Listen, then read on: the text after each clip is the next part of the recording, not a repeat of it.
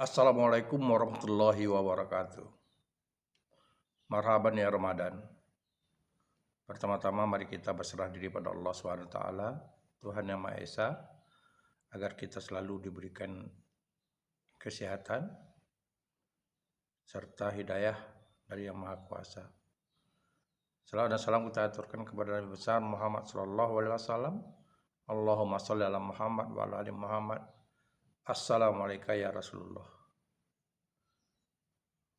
Saudara-saudara sekalian, pertama-tama saya mengucapkan selamat menunaikan ibadah puasa bagi yang melaksanakannya, dan bagi yang tidak melaksanakan atau dalam keadaan kondisi yang tidak memungkinkan berpuasa pada saat ini, mohon dihargai orang yang lagi menjalankan ibadah puasa.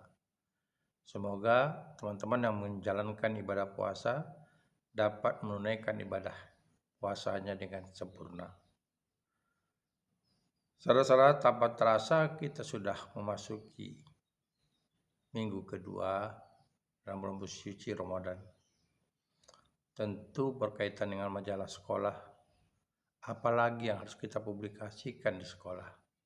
Setelah kita mempublikasikan tentang dinas sekolah, sarana dan sarananya, tentang pimpinan sekolah, tentang majelis guru, tentang siswa, lalu tentang apa lagi?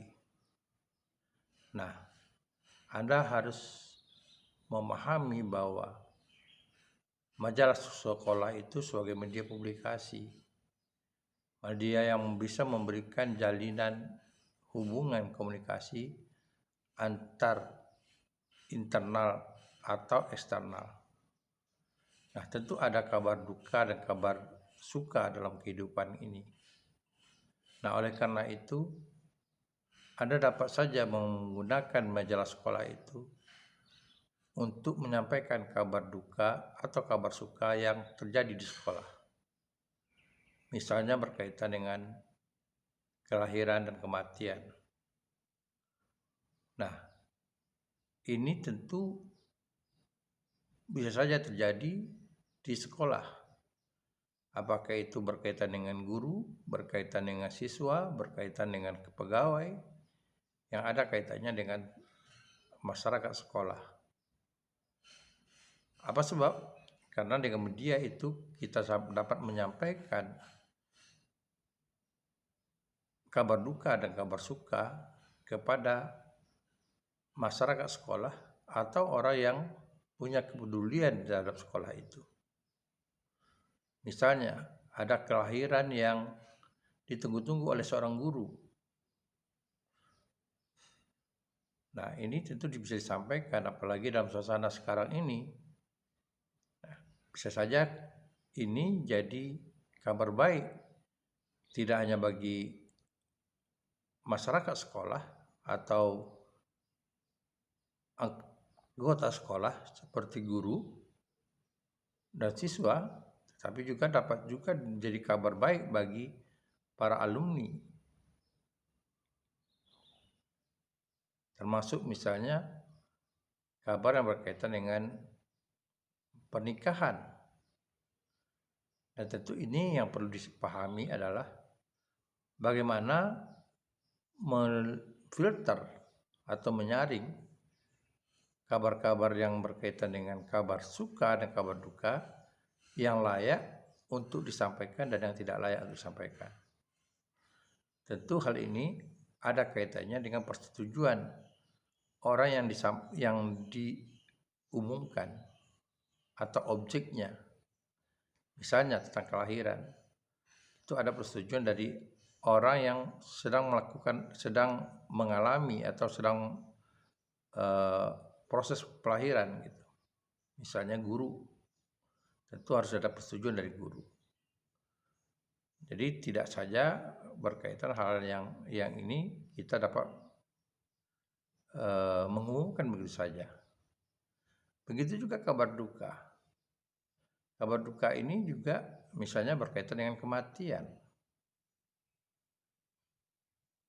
Tidak semua peristiwa kematian itu dapat diketahui oleh masyarakat sekolah. terutama siswa yang begitu banyak. Tapi kita memberikan pengetahuan itu atau pengumuman itu untuk agar dapat menumbuhkan rasa empati masyarakat sekolah terhadap musibah yang dialami oleh anggota sekolah. Apakah itu guru, apakah itu pegawai, apakah itu siswa. Nah, tentu hal ini bisa saja berkaitan dengan memvideokan atau memberikan pengumuman yang tidak ada berkaitan dengan konteksnya. Artinya hanya merupakan kabar tanpa mempublikasikan objeknya. Tapi alangkah baiknya kalau kita mempublikasikan dengan melengkapi pengumuman itu dengan objeknya. Misalnya kelahiran, kita bisa memvideokan bahwa bayi yang lahir atau ibu yang sedang melahirkan itu dapat kita wawancarai. Atau kematian, suasana duka itu kita bisa gambarkan dengan kita melengkapinya dengan wawancara. Misalnya untuk memperoleh informasi tentang penyebab kematian itu. Jadi informasinya tentu kita lengkapi dengan konsep jurnalistik berkaitan dengan 5W1H. Nah, ini yang perlu dicermati di dalam memberikan pengumuman baik berupa suka dan duka. Dan itu dapat dilakukan di majalah sekolah. Sehingga betul-betul majalah sekolah ini bukan hanya kepentingan untuk sebuah sekolah sebagai lembaga organisasi, tapi sudah menjadi informasi untuk menjalin silaturahmi antar dan inter masyarakat sekolah. Anda lakukanlah hal yang seperti itu, dan mudah-mudahan Anda tidak kehabisan bahan untuk mempublikasikannya. Mungkin saja selama ini hanya disampaikan secara lisan di pengumuman oleh para majelis guru, apakah itu di apel atau melalui sound system, bahkan bisa diumumkan biasanya di kelas per kelas. Nah, sekarang kita sempurnakan lagi dengan menggunakan majalah sekolah. Dan tentu ini ada kaitannya dengan solidaritas antar anggota. Misalnya ada inisiatif orang untuk memberikan sumbangan, memberikan kado, atau memberikan uang duka. Biasanya OSIS akan mengambil tindakan seperti itu.